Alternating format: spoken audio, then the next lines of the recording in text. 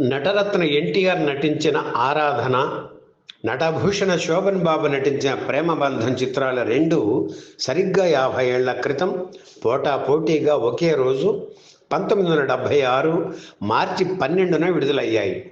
ఈ రెండు చిత్రాల్లో కళాభినేత్రి వాణిశ్రీ హీరోయిన్ కావడం విశేషం.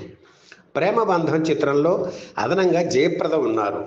హిందీలో హిట్ అయిన గీత్ చిత్రం ఆధారంగా ఆరాధన చిత్రం రూపుదిద్దుకుంది.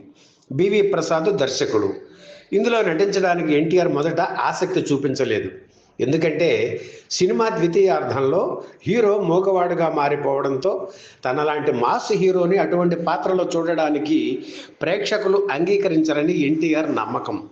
కానీ నిర్మాత అట్లూరి పుండరీకాక్షయ్య ఎన్టీఆర్ని కన్విన్స్ చేసి ఒప్పించారు. అంతకుముందు తహసీల్దార్ గారు అమ్మాయి వంటి హిట్ చిత్రాన్ని శోభన్ బాబుతో తీసి ఆయనకు మంచి గుర్తింపు తెచ్చిన నిర్మాతలు సత్యనారాయణ, సూర్యనారాయణ ఆయనతోనే తీసిన రెండవ చిత్రం ప్రేమబంధం.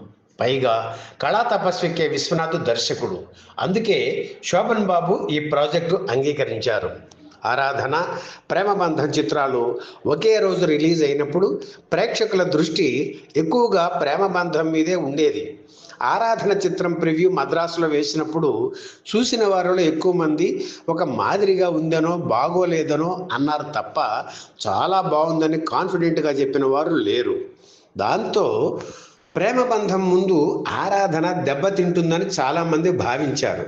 అయినా చిత్ర నిర్మాతలకు ఎవరికి ఉండే ధైర్యం, ఆత్మవిశ్వాసం వారికి ఉంటుంది కనుక ఒకే రోజున పోటాపోటీగా ఈ రెండు చిత్రాలు విడుదల చేశారు. అయితే ప్రేమబంధం చిత్రం కంటే ఆరాధన సినిమా ఈ పోటీలో విజేతగా నిలవడం విశేషం.